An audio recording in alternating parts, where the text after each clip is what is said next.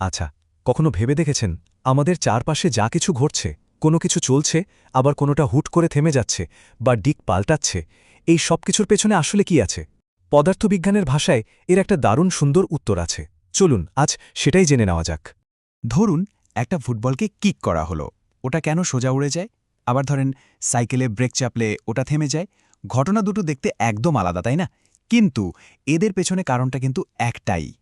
আর সেই কারণটাই হলো বল বা ফোর্স। মানে সোজা কথায় বল হলো এমন একটা ধাক্কা বা টান যা কোনো স্থির জিনিসকে নাড়াতে পারে, আবার চলন্ত জিনিসকে থামিয়ে দিতে পারে। শুধু তাই না, এর দিক বা এমনকি আকারও বদলে দিতে পারে। এটাই কিন্তু সবকিছুর মূল চালিকা শক্তি। কিন্তু এখানে একটা মজার ব্যাপার আছে। সব বল কিন্তু ঠিক একইভাবে কাজ করে না। এদের মধ্যে একটা খুব সহজ কিন্তু খুবই গুরুত্বপূর্ণ পার্থক্য আছে, আর এটা বুঝতে পারলেই পুরো ব্যাপারটা পানির মতো সোজা হয়ে যাবে। পার্থক্যটা আর কিছুই না, শুধু স্পর্শ। মানে বলটা কাজ করার জন্য দুটো জিনিসকে কি একজন আরেকজনকে ছুতে হচ্ছে? এই একটামাত্র প্রশ্নের উত্তর দিয়ে আমরা সব বলকে দুটো বড় ভাগে ফেলতে পারি।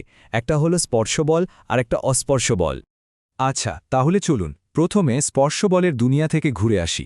এই বলগুলোর সাথে আমাদের পরিচয় কিন্তু সারা দিনের।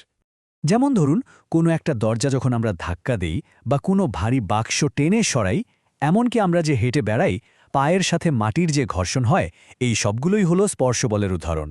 মানে বুঝতেই পারছেন, এখানে বল কাজ করতে হলে দুটো বস্তুর মধ্যে সরাসরি একটা টাচ বা স্পর্শ লাগেই। তো স্পর্শ বল তো বোঝা গেল। এবার চলুন বলের জগতের আরেকটু রহস্যময় দিকে যাওয়া যাক। এখন আমরা এমন কিছু বলের কথা বলবো যারা কোনো রকম ছোঁয়া ছাড়াই, মানে দূর থেকেই তাদের খেলাটা খেলে। ঠিক এই কথাটাই, এরা দূর থেকেই যে কোনো বস্তুর উপর প্রভাব ফেলতে পারে।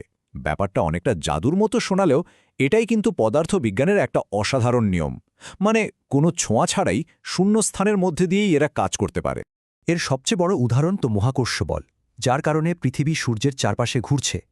আবার ধরেন চুম্বকের কথা, লোহাকে কেমন দূর থেকে টেনে নেয়। আরেকটা খুব গুরুত্বপূর্ণ উদাহরণ হল তড়িৎ বল বা ইলেকট্রিক ফোর্স। এই বলটাই কিন্তু পরমাণুর ভেতরে সবকিছুকে একসাথে ধরে রাখে। আর দশম শ্রেণীর পদার্থবিজ্ঞানের জলবিদ্যুৎ অধ্যায়টা ভালো করে বুঝতে গেলে এই তড়িৎ বলের ধারণাটা কিন্তু একেবারে মূলে। কারণ ইলেকট্রন যে চলে, মানে বিদ্যুৎ প্রবাহ হয়, সেটাকে নিয়ন্ত্রণ করে কিন্তু এই তড়িৎ বলই। তো এই অদৃশ্য শক্তিগুলোই আসলে আমাদের পুরো মহাবিশ্বকে চালাচ্ছে। তাহলে আমরা কি দেখলাম? আমাদের পুরো জগৎটা আসলে দুই ধরনের বলের এক দারুণ বোঝাপড়ার উপর চলছে। একদিকে আছে সেই বলগুলো যাদের আমরা ছুঁয়ে অনুভব করতে পারি, আর অন্যদিকে আছে সেই অদৃশ্য শক্তিগুলো যারা দূর থেকেই সবকিছু নিয়ন্ত্রণ করছে। আচ্ছা, এই আলোচনার শেষে একটা প্রশ্ন নিয়ে ভাবা যাক। ঠিক এই মুহূর্তে আমরা যেখানেই বসে আছি, আমাদের চারপাশে কোন কোন অদৃশ্য বল কাজ করছে? মহাকর্ষ তো আমাদের সবাইকে পৃথিবীর সাথে আটকে রেখেছে, সেটা ঠিক আছে, কিন্তু আর কি কি হতে পারে? একটু খুঁজলেই হয়তো প্রকৃতির আরও অনেক গোপন রহস্য আমাদের চোখের সামনে চলে আসবে।